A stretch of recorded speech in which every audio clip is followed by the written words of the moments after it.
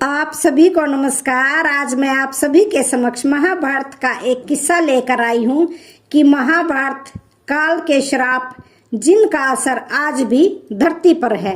हिंदू पौराणिक ग्रंथों में अनेक श्रापों का वर्णन मिलता है और हर श्राप के पीछे कोई न कोई कहानी जरूर होती है। महाभारत काल की कई अहम घटनाओं का संबंध किसी न किसी श्राप से था। महाभारत की कहानी वैसे तो सभी जानते हैं, लेकिन क्या आपको पता है कि महाभारत के ज्यादातर पात्र किसी न किसी श्राप से ग्रसित थे। अगर ये श्राप न होते तो शायद आज महाभारत की कहानी कुछ और ही होती। तो आइए जानते हैं इन श्रापों के बारे में। नंबर 1, कर्ण को परशुराम जी का श्राप। द्रोण के द्वारा दिव्य अस्त्रों की शिक्षा न मिलने के कारण कर्ण एक ब्राह्मण का वेश बनाकर परशुराम जी से शिक्षा ग्रहण करने के लिए गए। एक दिन परशुराम जी उनकी गोद में सिर रखकर सो रहे थे, तभी एक कीड़े ने कर्ण की जंघा को जोर से काट लिया। जख्म होने के कारण उसमें से रक्त बहने लगा। अपने गुरु के नींद की चिंता करते हुए कर्ण उस दर्द को सहते रहे, किंतु जब उनके जंघे से रक्त बहने लगा, उनके गुरु की नींद खुल गई। कर्ण के सहन शक्ति को देखकर उनके गुरुजी ने यह अनुमान लगा लिया कि वे अवश्य ही एक क्षत्रिय हैं, न कि कोई ब्राह्मण, क्योंकि उन्होंने अपने गुरु से झूठ बोला था। इससे कुपित होकर उन्होंने कर्ण को श्राप देते हुए कहा कि जब उनका मुकाबला उनके समान किसी योद्धा से होगा, तब कर्ण को ब्रह्म अस्त्र का विस्मरण हो। नंबर 2, दुर्योधन को महर्षि मैत्रेय का श्राप। जब पांडव वनवास भोग रहे थे, तब मैत्रेय मुनि दुर्योधन को समझाने के लिए हस्तिनापुर आए थे। उन्होंने उसको पांडवों के प्रति प्रेम और सद्भाव का आचरण करने को कहा, किंतु दुर्योधन ने उनकी अवहेलना करते हुए कोई जवाब नहीं दिया। इससे मैत्रेय ऋषि क्रोधित हो उठे और उन्होंने दुर्योधन को श्राप देते हुए कहा कि यदि उसने पांडवों के साथ मेल मिलाप नहीं किया, तब एक भीषण युद्ध होगा जिसमें भीम दुर्योधन की जंघा को तोड़ डालेंगे। नंबर 3, महर्षि वशिष्ठ का वसुओं को श्राप। एक समय 8 वसु अपनी पत्नियों के साथ वशिष्ठ जी के आश्रम के नजदीक रमन कर रहे थे। तभी उन वसुओं की स्त्रियों ने वशिष्ठ जी की कामधेनु गाय नंदिनी को देखा। ध्यो नामक वसु की स्त्री ने उस गाय की इच्छा जाहिर की। तभी ध्यो ने अपने भाइयों के साथ मिलकर उस गाय का अपहरण कर लिया। यह जानकर मुनि वशिष्ठ कुपित हो उठे और उन्होंने सभी वसुओं को मानव योनि में जन्म लेने का श्राप दे दिया। लेकिन उन्होंने 7 वसुओं को यह भी आश्वासन दिया कि वे इस श्राप से तत्काल मुक्ति पा लेंगे, किंतु ध्यो नामक वसु दीर्घ काल तक इस श्राप से ग्रस्त रहेंगे। यही 8 वसु शांतनु एवं गंगा की संतान के रूप में उत्पन्न हुए। गंगा जी ने अपने 7 पुत्रों के जन्म होते ही उन्हें नदी में बहा दिया था। ध्यो नामक 8वां वसु महामहिम भीष्म के नाम से विख्यात हुए, जो दीर्घ काल तक जीवित रहे और सदा दुख भोगते रहे। नंबर 4, उर्वशी का अर्जुन को श्राप। अर्जुन जब इंद्रलोक गए थे, तब स्वर्ग में विचरने वाली अप्सरा उर्वशी उनके ऊपर मोहित हो गई थी। एक दिन वह काम से पीड़ित हो अर्जुन के कक्ष में गई। उसने अर्जुन से अपने मन की इच्छा जाहिर की, किंतु अर्जुन ने उसकी इच्छा को नकारते हुए उससे कहा कि वो उसको अपनी माता कुंती के समान समझते हैं, इसलिए वे उसकी काम भावना को शांत नहीं कर सकते।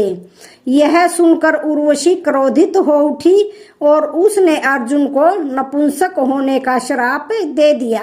अर्जुन, तुम नपुंसक की भांति बात कर रहे हो, इसलिए तुम नपुंसक हो जाओगे। तुम्हें स्त्रियों में नर्तक बनकर रहना पड़ेगा। यह बात जब अर्जुन ने देवराज इंद्र को बताई तो उन्होंने कहा कि अज्ञातवास के दौरान यह श्राप तुम्हारी मदद करेगा और तुम्हें कोई पहचान नहीं पाएगा। यह श्राप अर्जुन को अज्ञातवास के दौरान अपनी पहचान छुपाने में काम आया। अज्ञातवास के पश्चात अर्जुन को पुरुषत्व पुनः प्राप्त हुआ था। नंबर 5, सथुनाकरण को कुबेर का श्राप।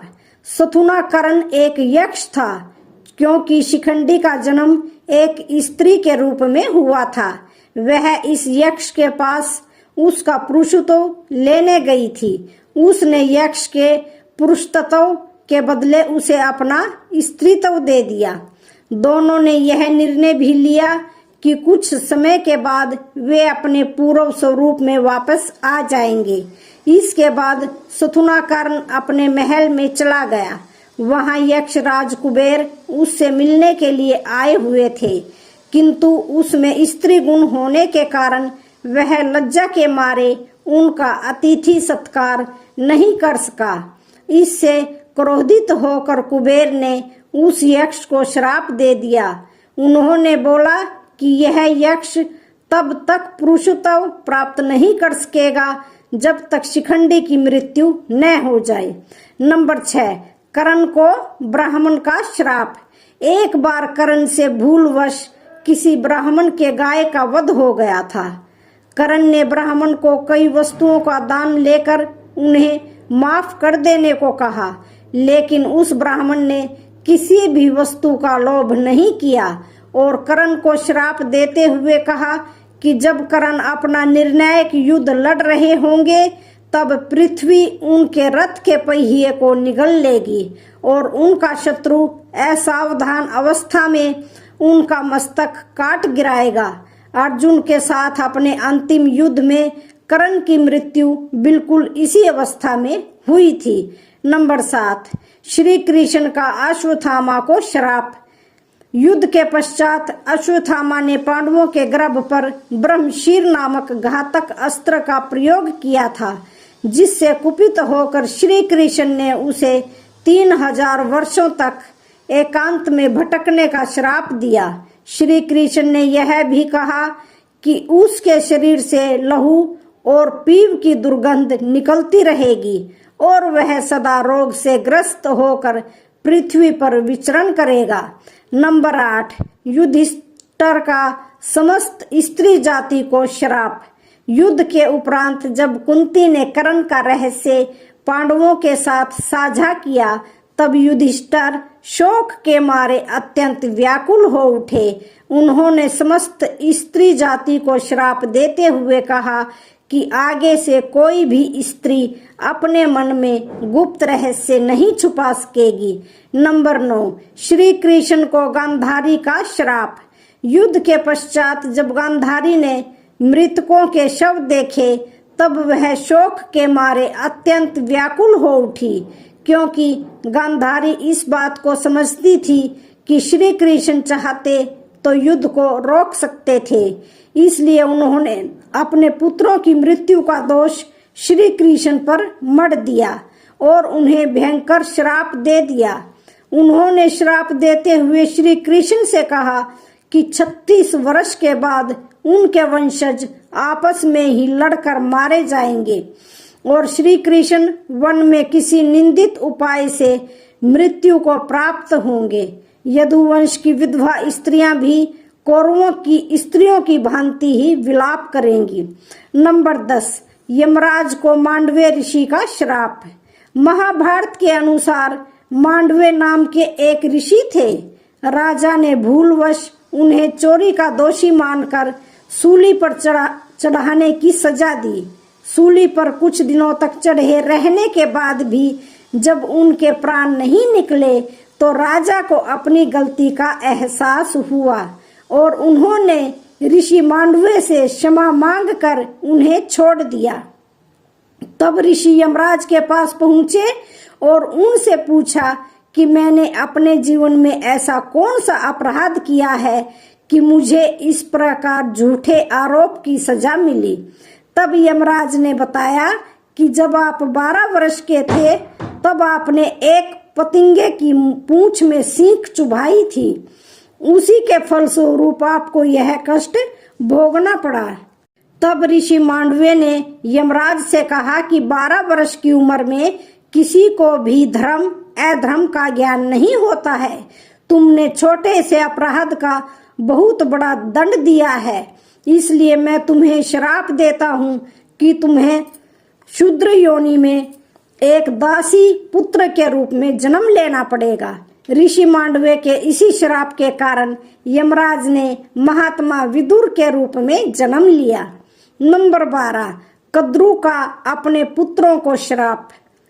महाभारत के अनुसार ऋषि कश्यप की कद्रु व विंता नाम की 2 पत्नियां थी। कद्रु सर्पों की माता थी, वह विनीता गरुड़ की। एक बार कद्रु व विनीता ने एक सफेद रंग का घोड़ा देखा और शर्त लगाई। विनीता ने कहा कि ये घोड़ा पूरी तरह सफेद है और कद्रु ने कहा कि घोड़ा तो सफेद है लेकिन इसकी पूंछ काली है। कद्रु ने अपनी बात को सही साबित करने के लिए अपने सर्प पुत्रों से कहा कि तुम सभी सूक्ष्म रूप में जाकर घोड़े की पूंछ से चिपक जाओ, जिससे उसकी पूंछ काली दिखाई दे और मैं शर्त जीत जाऊं। कुछ सर्पों ने कद्रु की बात नहीं मानी। तब कद्रु ने अपने उन पुत्रों को श्राप दिया कि तुम सभी जन्मेजय के सर्प यज्ञ में भस्म हो जाओगे। तो आज की कहानी का यहीं पर समापन होता है। वीडियो अच्छी लगे तो चैनल को लाइक शेयर सब्सक्राइब जरूर करें। धन्यवाद।